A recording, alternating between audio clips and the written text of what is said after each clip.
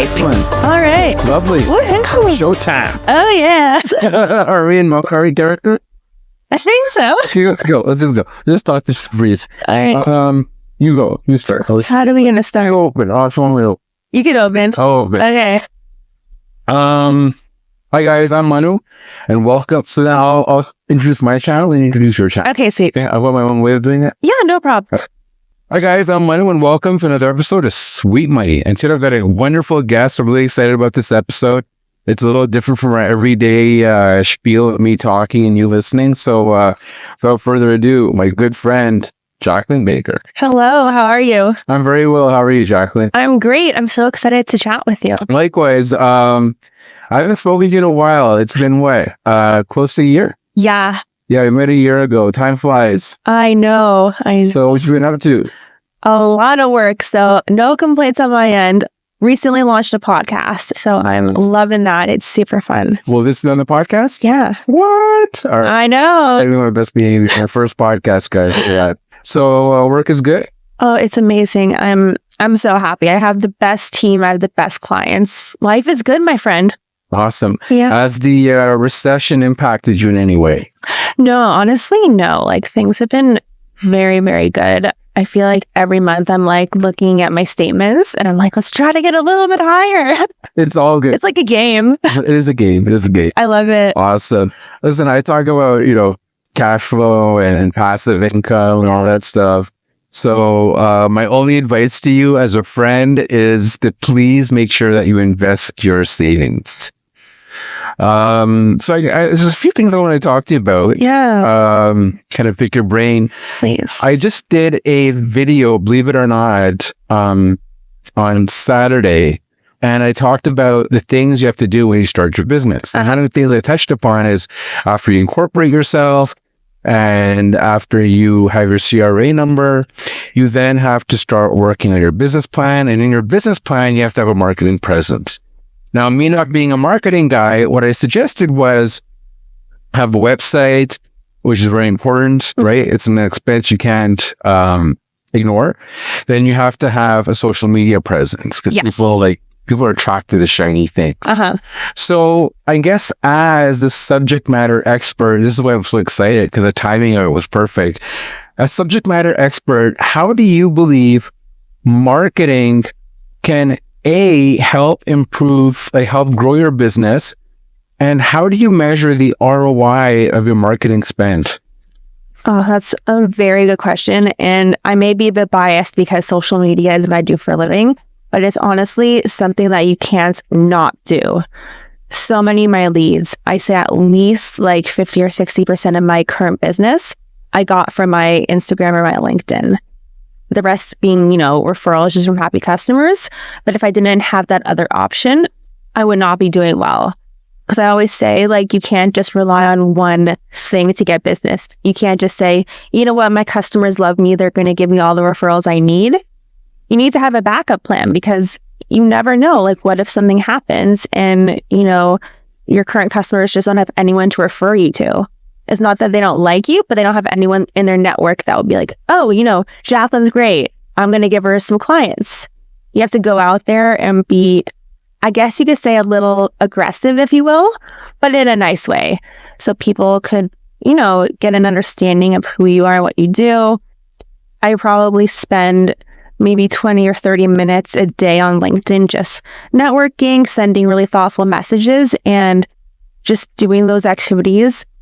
You'd be so pleasantly surprised by how many opportunities I've gotten just from initiating the conversation and posting really good content. That's interesting. So let me, so I need about 30 seconds of coaching now on a personal level. Okay. I guess we've known each other for a while. I do have somewhat of a presence on social media, right? I mean, that I'm doing. I have my website. However, I think where I lag, where my personal weakness is I won't go to someone and say, hey, can I do your taxes? Or, hey, what's your accounting like? Right?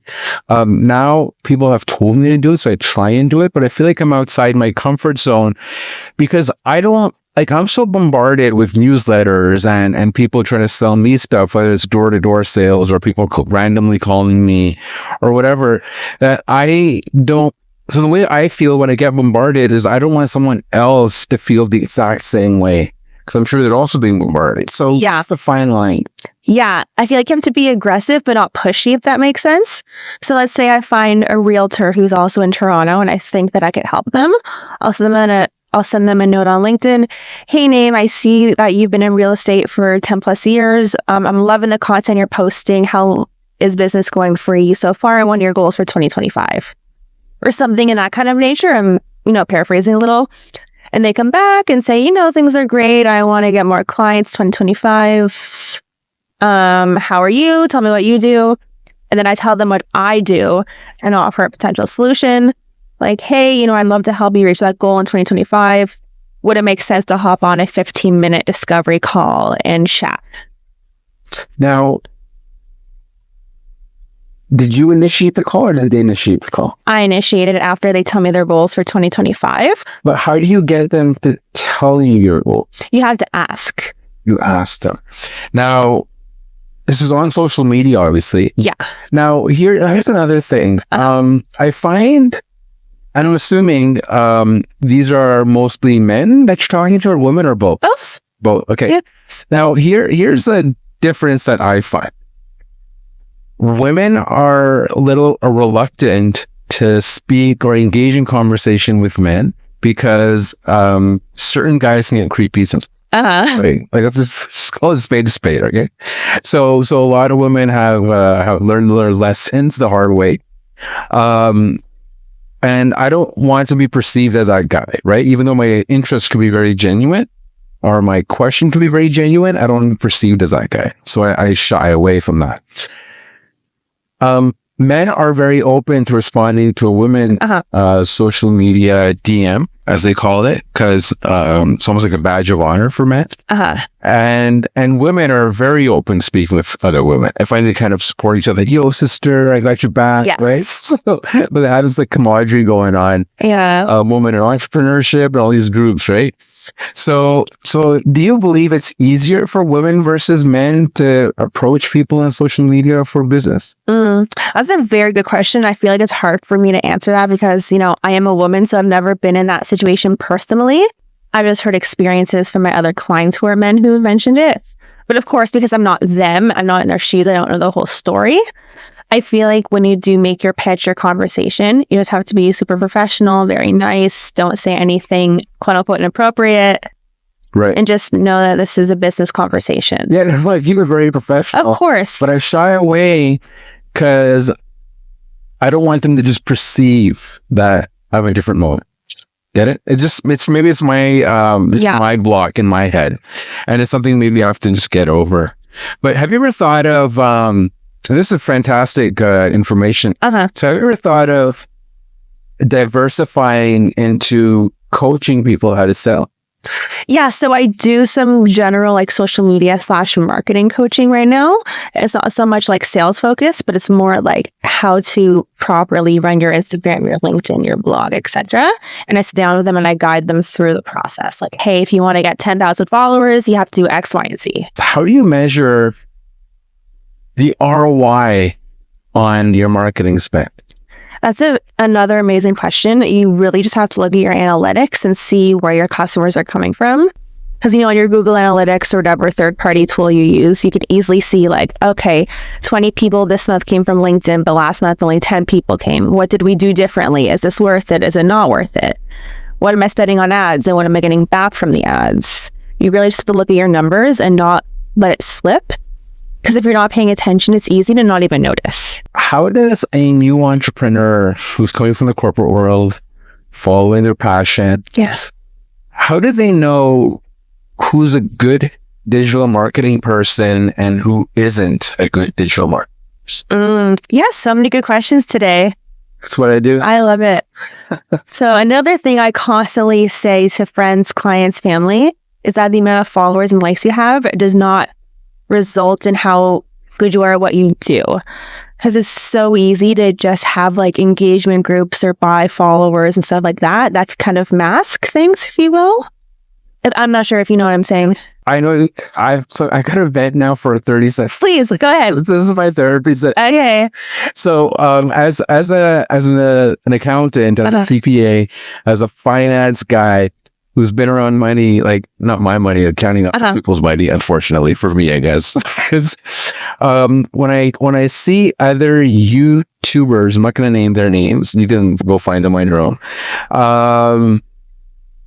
They put out these videos to draw attention. Yeah. The advice is so bad. And then what happens is, because the advice is so bad and it's so off the grain, that other YouTubers start following that same pattern because people are just curious, like, what is this all about? Yeah. This new shiny thing. And then when enough people start saying the wrong thing, the common public will start believing this is the gospel truth. For example, there's this very popular YouTuber who's also got a podcast. He says, do not buy a house. And it's the worst advice you can give to anyone. Like, not owning your own assets is the absolute worst advice. Yeah. This guy went viral. And because he went viral, dozens of other quote unquote finance YouTubers started saying the exact same thing. And I always tell people is, when you watch these YouTube videos, see what their credentials are. Like, if someone who has no marketing experience is making marketing podcasts and YouTubes, do you want to believe that person? Right? So, I don't know how you feel about that. Like, it's just I don't agree. Like to you right now. Yeah. Like, when it comes to finding someone you trust, I definitely feel like it's all about the consultation. So I give free initial consultations to see if we're a good fit. Because I don't want a client to pay me, I don't know, $100 for a 30-minute conversation to find out they're just not an ideal client because what they want, I can't give them. And they're just throwing their money away. Like, I just don't think that's fair, at least like today. So just have a conversation with whoever you want to potentially work with and see if like the vibes mesh or if you feel like they understand you. You know what? I say the exact same thing. And my verbiage that I use is, whether you work with me or not, it doesn't matter. Whoever you work with, make sure you feel comfortable with it. So using the word vibe, which is exactly the same thing. So I'm 100% with you. It's who you feel comfortable with. Now, let me ask you this. So let's just say you hand out your brochure. You have that conversation. Let's take it a step further. Have you ever been ghosted by these individuals? Like someone who wanted to work with you and then ghosts you? Yes. Yeah, so it happens because more often than not, they just change their mind or they find someone else at a better rate, or maybe their family member wants to step in. It happens. It's nothing like that I did wrong, because obviously we didn't even start the initiative, so they don't know that like I wouldn't be quote unquote good enough, you know? You see, now it happens to me as well. Happens. But what bothers me is that you and I are professionals. Our time is our currency. So if we give 30 minutes to someone to explain to them the process and what it entails, and for them to not even come back and say, hey, thanks, but I want to go to someone else, like you said, or whatever. Do you feel they owe you that? Or do you think I'm just being really sensitive? I totally, And be honest. No, I see both sides, because sometimes people genuinely, honestly, it just slips their mind and they don't even remember. Or they're like, oh, I'm going to email Jaclyn tomorrow and tell her that I'm not going to move forward with her, and they just forget. I think, but yes, people forget. But I also find with social media, we've developed this ghosting trend, because we speak with so many people. I mean, every day through via social media, that, to your point, you really can't keep track of everyone and where you ended off each conversation. And I think this also bleeds into other aspects of life too. Like, I find even in dating, when I was dating before I got married, ghosting was so common. Then I came in the business world, my own business, and I noticed the same trend was happening. So I thought, I used to think it's a dating thing, but it's not. It's a human thing, right? I don't know. It's still, I think, very old school. So I'm still not used to it. I know. In my opinion, I'm just like, it's nothing that I did because I didn't even give them any work. So how could they know that I wouldn't do a good job because there's no proof to back it up, you know? Or maybe they just genuinely found someone who was like more reasonable, or they lived closer to their home and they want someone they could easily see in person. Like that's a big factor too. Yeah. Because I do get that if you want to be close to who you're working with, so you could have coffees or whatever. Yes. I get that, yeah. I also believe like people are so stressed that they're just kind of mired in their own issues, right? So thinking about my feelings is probably not high on their list. Yeah. So please take care of my feelings. Because I'll tell you the truth, I've had other companies pitch me for services that I was actually interested in. And I had the call and they were selling me something. And I just had like not a good feeling. I was like, I don't like this. This is not for me. No, thank you. And I just said, thank you. I'll keep you in mind, blah, blah, blah. And I just don't initiate conversation, but they don't follow up with me. Right. If they send me an email saying, hey, Jaclyn, I had a great time chatting. Would you be interested in being my client? I would say, no, thank you, but I appreciate you. Something like that. But they don't follow up. So why should I go out of my way to message them and say I'm not interested? Yeah, you know what I mean? It's funny. If I feel like you're talking directly to me, because I've done that a few times, where I go to a networking event, I meet someone, we exchange cards, and then they have my card and I have their card, and I don't reach out to them. It's like, well, they have my card too. I don't want to be intrusive, so if they need my services, they'll call me, and I think that's wrong, and I think it's impacted me negatively. Yeah. They're probably thinking, oh, that one guy is such a loser. He didn't call me back or email me or whatever, right? So maybe I'm to blame here. But again, people are so busy, and when you go to these events and you get 25 plus cards, it's so hard to remember like who's who. But I find of the 25, only 2 or 3 conversations are memorable. Yeah, no, just an example. Yeah. I went to a networking event last week, 2 weeks ago. And did you go to this? No, it was like a smaller, more casual event. Okay. And I think I left with like 30 cards. Wow. And it was very overwhelming.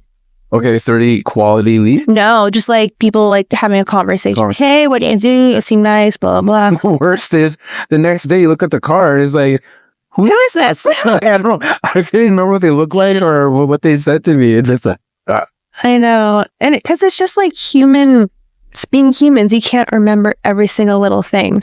Now, as a woman, kind of talking about creepy guys, have you ever been hit on by men at these networking events? Yes, and on social media. Want to share some stories?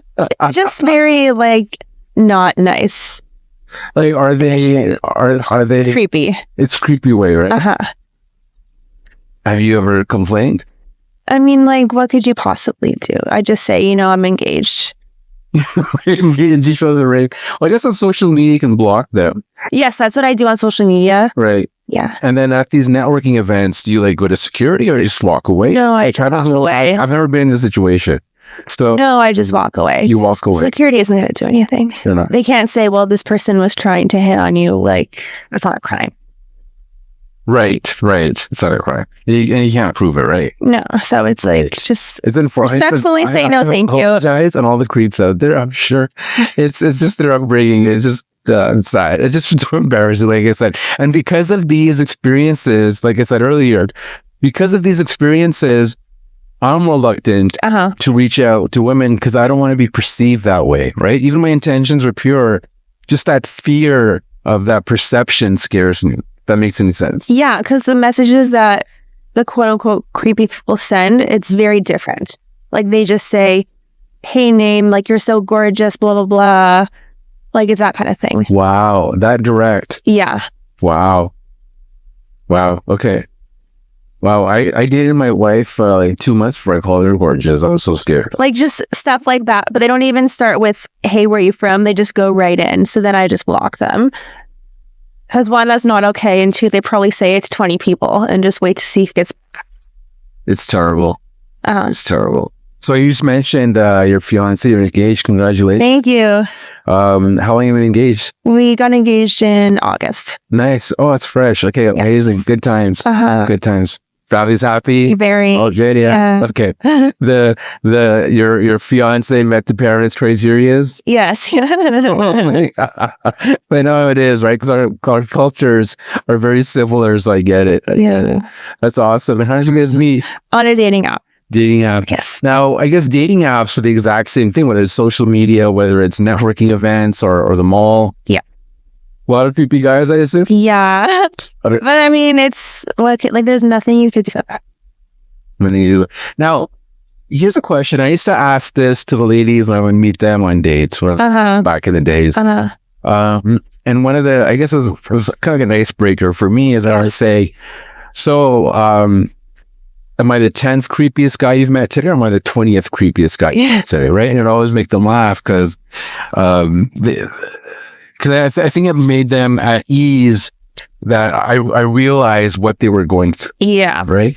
And that put them at ease. So I guess the question is, and for all you guys listening out there, take notes. Like, seriously, if you're that guy who's sending these DMs and approaching women at networking events with like creepy vibes, like learn, guys. Like, take it in, like, please have some common sense, and just stop. So how many, out of 10 guys, how many would be creepy, I guess, on dating apps? 7. 6? 6 out of 10?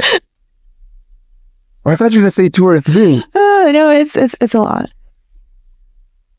Wow. But that's just my experience. Of course, I can't speak for other people. I wonder if there's a generational difference as well. Maybe not. I don't know. It's interesting. Because I can't remember what those ladies used to say. Yeah. And my wife was, she's very reserved. She's very introverted. She stayed away from social media, and she kind of found her clique and stayed within that clique. Yeah. Right. So, her experiences are very different. So I don't get good gossip. So maybe you don't want to tell me. It's crazy. I'm so embarrassed, and I apologize on behalf of all men. Ladies, I apologize on behalf of all men who have creeped you out. We are not all like that. So if I ever drop you a DM, it's strictly for business purposes. All right? For the record. Yeah, and it's interesting because like 90% of the messages that I get personally on social media that are creepy, they don't even live in the country. Where are they from? Like everywhere. So wait, hold on. When I was on... Like, I mean, I'm back to the social media, like the LinkedIn. LinkedIn. Okay. Yeah, sorry, I wasn't super clear there. Yeah. But I was on Tinder, like a 30, 40 kilometer reach. Oh, I meant like on LinkedIn. Sometimes you'll get people from like the UK or what have you just message you. Yes. Wow. It's actually worse than I thought. And LinkedIn is supposed to be a professional site, a safe place, right? And they'll do like you're not connected, but they still message you. Wow. Like they'll do like the sales nav. So how did you know your fiance was not a creep? Like, what did he do that was different from the creeps? Like, how do women filter the two out? Well, I already knew him because I used to be friends with his sister when we were kids. Ah, that makes it easier. Okay, so you had a friend in the middle. Got it. Okay, cool. Let's come back to business and finance. Now, how is AI affecting your business? Yeah, these questions are so good. I feel like it's made it better. What made it? It's made it better, actually. It's funny because a lot of people are scared. It's made it better because a lot of my clients, they want support using AI and they don't know how to use it. So I could guide them through it, like via consultations. Now, do you think... Or coaching, I should say. So a fear in finance is that the lower level accounting, the bookkeeping, the general rudimentary accounting will disappear because AI will take over. Now, is there a fear amongst your marketing community that a lot of tasks that you guys are doing that no one else can do, AI might be able to do it on behalf of the client and part of your revenues will disappear? Yeah, no, that's a super good question. Thing is, like for some folks, AI is just very confusing and they don't know how to do it. And they'd rather an expert take care of it so they know it's done right. Or they just don't have the mental time and clarity to take care of that because they have so many other things going on. They're like, you know what? I charge $200 for my accounting activities. I'm not going to spend 5 hours of my day doing AI when I could have been doing billable hours. Right. I'm making numbers here, but like, right. I get it. Yeah, I get it. It's like I'd rather pay someone $50 to do the AI so then I still make a profit because I'm still doing my $200 of billable hours. Got it. Got it. And are you, have you started implementing AI in your daily process? Yeah, no, it's been very helpful. Like I still have to go over it obviously and make it quote unquote human. Just because then it's obvious. And sometimes it does make mistakes or it doesn't just have the correct tone. Like you have to go in and make some adjustments, but it is helpful. Got it. Because for me, I haven't implemented AI in my accounting practice, but I have implemented AI in my YouTube production. So it's interesting. It's very interesting. Yeah. And I'm just waiting for it to impact. My wife also works for a large accounting firm, and they are heavily investing in AI, and they're developing these bots and these other cool things to help, speed up the process and make them all automated. So eventually it'll come down to the street level. Then we'll see what happens, I guess. But it's very interesting times. Very interesting times. Definitely, because I'll get requests occasionally that say something along the lines of, I need like 10 blogs by Friday. It's super urgent. You could use AI or you do it yourself. I don't care. I just need this done. It's an emergency. Right. So, my friend, I'm going to ask you a question. Please go ahead. Yeah. Make it easy. Okay. What are your goals for 2025? I actually stopped setting goals because I've never achieved any single one of them. I'm still trying to lose my COVID weight. So I'm giving up on that. Give me a second here to think about this. Okay. I want to, so I started my business. Let's just focus on entrepreneurship, I guess. I started my business about 2 years ago, my accounting practice 2 years ago. I started my YouTube channel about 4 months ago. I would like to see growth in both of those areas. I don't know what percentage. I haven't quantified it, but I would like to see double-digit growth in both. Yeah. I would like to surpass 1,000 subscribers. I'll tell you this. I want to surpass 1,000 subscribers by June of 2025. That guys help me for that. Now with your podcast, what's your goal in your podcast? Let's put it on the record. Okay. To keep interviewing amazing people and learning from them. And of course, to grow the numbers, which in turn could hopefully become leads and customers. Now, do you keep KPIs for your podcast and stuff? Yeah, like I check my stats like every other day or so. Okay. So what kind of growth would you like to see in your podcast? I feel like at least like double, I think would be a good. Double it. Okay. By December of next year or June? Like, how do you see this growth? Yeah, I'd say, in 6 months. 6 months? Nice. Yeah, because I think right now I'm sitting at 400 subscribers. Okay. So if I can hit 1,000, I think it's very doable. I would be super happy. That's my goal. Yeah. And then in terms of my accounting practice, my biggest challenge, I'm not going to lie to you, is finding good staff. Guys, there's a real shortage in accounting. If people want to pursue the profession, do it. There's a lot of jobs out there.